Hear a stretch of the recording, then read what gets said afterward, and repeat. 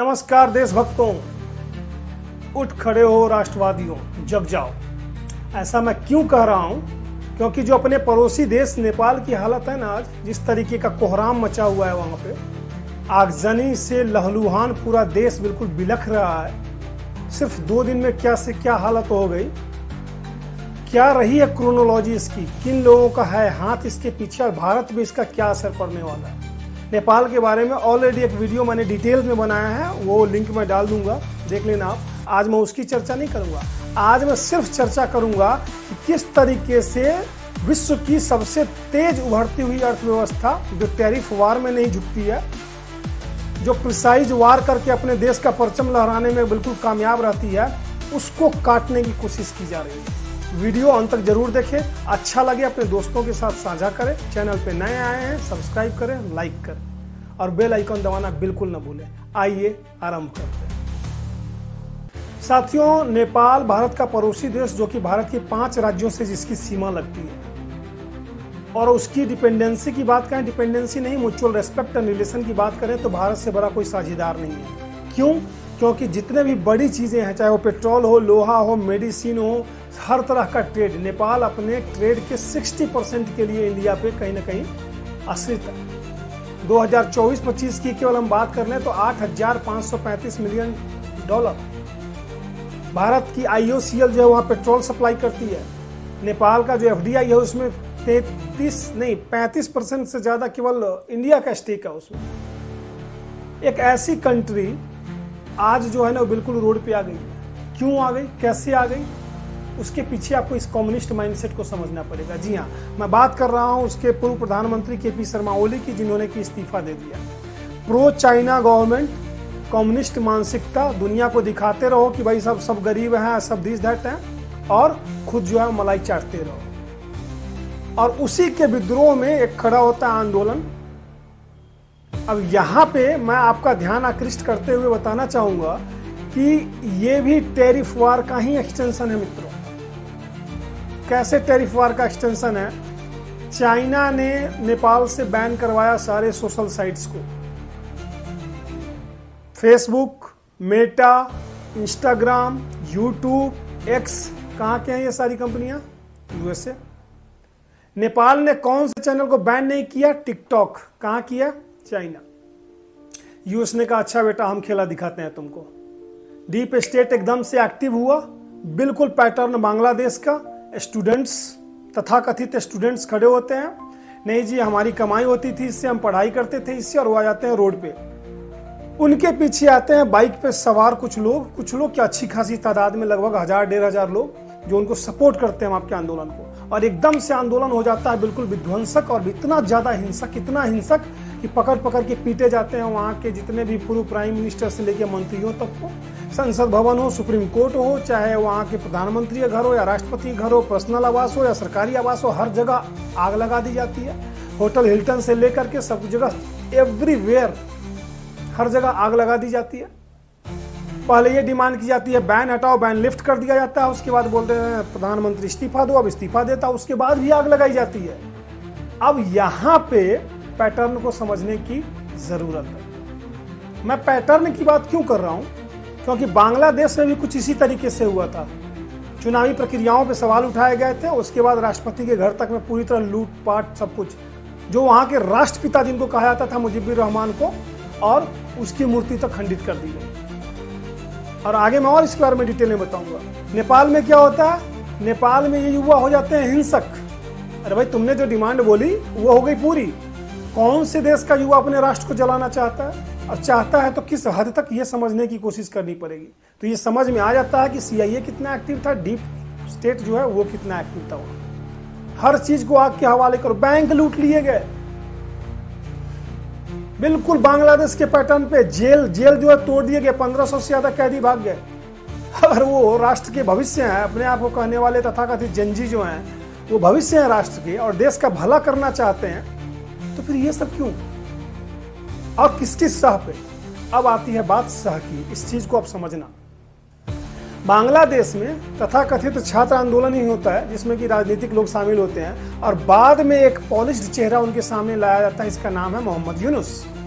Nobel prize winner हैं, देश में बहुत अच्छा काम किए हैं, लोगों के लिए काम करते हैं, तभी नोबेल प्राइज मिला है। उसी तरीके से एक आदमी का नाम एकदम से सुर्खियों में आ जाता है नेपाल में, उसका नाम है बालेन शाह। एक्चुअल नाम बालेंद्र शाह, सिविल इंजीनियर रह चुके हैं, बाद में रैपर, और वहां से राजनीतिक जो चीजें हैं वो निकल के आती है, और वो राजनीति करके वो काठमांडू के मेयर बन जाते हैं। कंप्लीट पीआर के जरिए उनकी इमेज को चमकाया जाता है कि भाई ये शहर में बहुत बेहतरीन काम कर रहे हैं, शिक्षा के क्षेत्र में काम कर रहे हैं, सफाई के क्षेत्र में काम कर रहे हैं, और ट्रेंड करा दिया जाता है किस चीज पे, ट्विटर पे, कि भाई बालेन शाह को प्रधानमंत्री बनाओ। अब ये बालेन शाह कौन है ये भी जानना आपके लिए जरूरी है।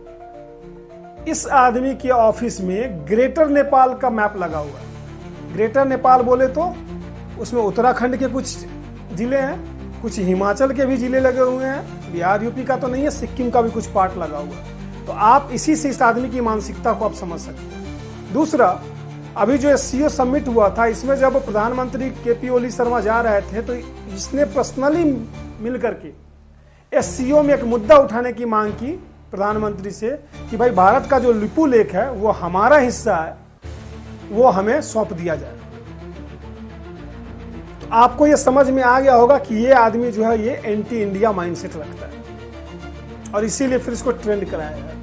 रैपर है, वही यूक्रेन और जेलेंस्की देखो क्या हाल कर दिया, अभी सरेंडर करने को तैयार है कि ना जी हम नाटो में भी नहीं जाएंगे और किसी तरीके से आप हमारा समझौता करवा दो। वही सूझबूझ, राष्ट्रवाद और सत्ता की जो परख होती है ना, अगर ऐसे लोग राजनीति में नहीं होते हैं तो कुल मिलाकर के यही हाल होता है। बहरहाल मैं आता हूं दूसरे पार्ट पे। बांग्लादेश में भी सेम हुआ था, बिल्कुल ना भूलें आप। Mohammad Yunus completely anti India, USA का टट्टू। क्यों और इंडिया पे क्या असर पड़ने वाला है वो मैं आपको बताता हूं, बड़ी डीपली और बहुत ही सेंसिटिव इंफॉर्मेशन। अब आप कहेंगे जी बांग्लादेश को हमने डील कर लिया, नेपाल तो इतना सा 3 करोड़ का कंट्री है, ये कौन सा बड़ा चैलेंज करेगा। थोड़ा सा आप मैप को समझने की कोशिश करें। नेपाल को ये आता है यहाँ से नेपाल और ये बांग्लादेश, और बीच में ये बनता है चिकन नेक। कौन सा? सिलीगुड़ी वाला कॉरिडोर। लगभग 20 से 22 किलोमीटर का एरिया है, जिसके बारे में ये मोहम्मद यूनुस खुलेआम चाइना में बोल चुका है। 7 states of India, eastern part of India, called Seven Sisters. They are landlocked country, landlocked region of India. They have no way to reach out to the ocean. We are the only guardian of the ocean for all this region. So this opens up a huge possibility. So this could be an extension of the Chinese economy.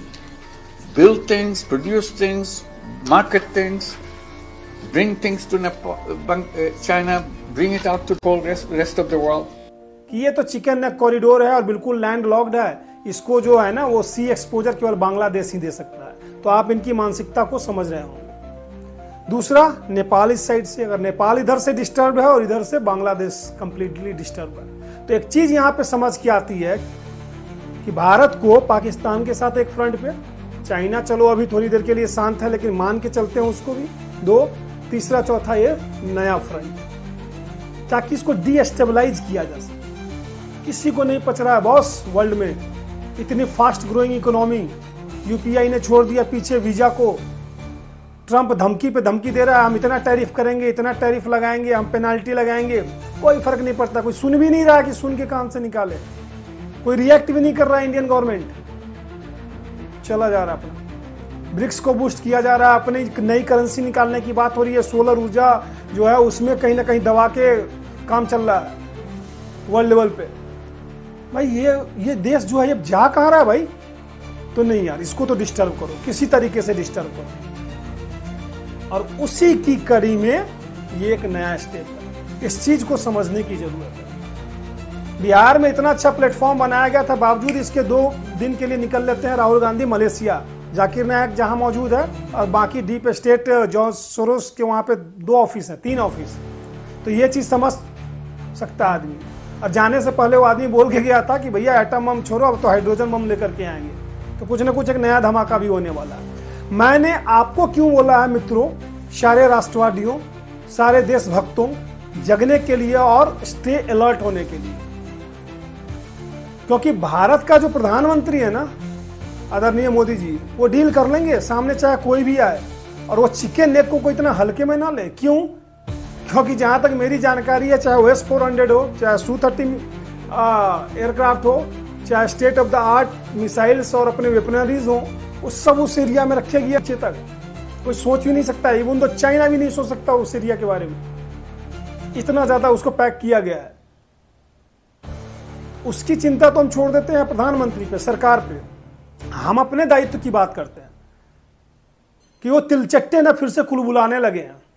आपने tweet पढ़ लिया होगा, चाहे वो संजय राउत का हो, चाहे वो समाजवादी पार्टी के IP सिंह का हो। क्या लिखा IP सिंह ने? सिंहासन खाली करो कि जनता आती है, 75 शाह का तानाशाह बैठा हुआ है, भारत के युवाओं को भी ऐसा करना चाहिए।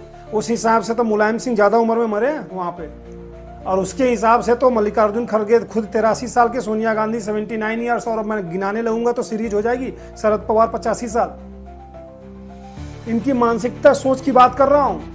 वो हमारे बिहार में कहावत है, न खेलम न खेले देम गुचिए में, समझ रहे हैं ना, वो वाली सोच है। इनको पता है कि राष्ट्र की जनता हमें तो वोट दे नहीं रही है। अब पैटर्न भी देखो ना, कितना सेम पैटर्न है। यहाँ एक आदमी नारा लगवा के जाता है, वोट चोर गद्दी चोर, और नेपाल में भी वही नारे लगते हैं, KP चोर देश चोर, KP चोर गद्दी चोर, KP चोर देश चोर। तो इनका जो सिंक्रोनाइजेशन है ना, वो समझ में आता है। इनको और ज्यादा कहीं ना डाइवर्जेंट होने की जरूरत है डीप स्टेट को, कि भाई तो नेपाल के लिए नाटक अलग कर दो और इंडिया के लिए नारा अलग कर दो। संजय राउत का ट्वीट आता है कि पड़ोसी के घर आग लगी, अपना घर दूर थोड़े ना। और इस तरीके की बयानबाजी इस देश में नेता प्रतिपक्ष राहुल गांधी 20 बार कर चुके हैं कि पूरे देश में पेट्रोल छिड़का हुआ, आग लगाने की जरूरत है, नरेंद्र मोदी को इस देश के युवा डंडों से मारेंगे। आप समझ रहे हो ना? तो कंप्लीटली सेट पैटर्न है, और उसी पैटर्न के तर्ज पे, उसी क्रोनोलॉजिकल तरीके से इंडिया को भी घेरने की कोशिश की जा रही है। और मैं आपको दावे के साथ बोल रहा हूं कि वो दिन दूर नहीं है जब इंडिया में इस तरह की कोशिश की जाएगी। लेकिन हाँ, मैं निश्चिंत हूं, और हमारी तरह से करोड़ों भारतवासी भी निश्चिंत है, क्योंकि ऐसी कोई भी शक्ति अगर यहाँ पे फन उठाएगी ना, जो राष्ट्र का नुकसान करना चाहे, जो देश हित में काम करने के बदले देश की संपत्तियों का नुकसान करना चाहे, उसका फन कुचल दिया जाएगा। साथियों, नेपाल बांग्लादेश जस्ट एक किसी देश की बर्बादी की वानगी नहीं है। ये आने वाली जो जनरेशन्स है ना, उसके लिए इतिहास में पढ़ाया जाने वाला एक इंपॉर्टेंट चैप्टर होगा कि किस तरीके से जब सत्ता जो होती है ना, केवल अपने पक्ष में, अपने लोगों के लिए सोचती है। क्या हुआ था नेपाल में? ट्विटर पे यही तो ट्रेंड कराया गया, नेपो किड, टिकटॉक पे nepo kid life styles and all. आप अपने बारे में सोचोगे, अपना घर भरोगे, और देश की जनता के बारे में नहीं सोचोगे, तो यही हाल होगा। हम सौभाग्यशाली हैं कि भारत में कम से कम एक ऐसी सरकार है, एक ऐसा प्रधानमंत्री है जिसके लंबे कैरियर में कहीं भी हमने 1 रुपये का कोई भ्रष्टाचार का आरोप नहीं देखा। आज भी वो देशवासियों के लिए जीता है, आज भी वो देशवासियों के लिए 20-20 घंटे से ज्यादा कार्य करता है। प्राउड होने का मैटर भी है, और साथ में अलर्ट रहने का भी, क्योंकि ये जो कॉकरोच है ना, ये कॉकरोच अभी बाहर निकलेंगे और बिलबिलाएंगे जैसे ही इनको मौका मिलेगा। हाँ, आपसे रिक्वेस्ट ये है, आप वायलेंस ना अपना किसी तरीके का, चाहे वो सोशल मीडिया हो, चाहे वो आपके विचारों से हो, चाहे आपके कलम से हो, जहां कहीं भी हो, देशद्रोही मानसिकता वाले ऐसे लोगों को कुचलने का काम करें वैचारिक स्तर। कैसा लगा आज का ये वीडियो? कमेंट सेक्शन में लिखना बिल्कुल ना भूलें। मिलते हैं फिर एक अगले वीडियो में, तब तक के लिए धन्यवाद।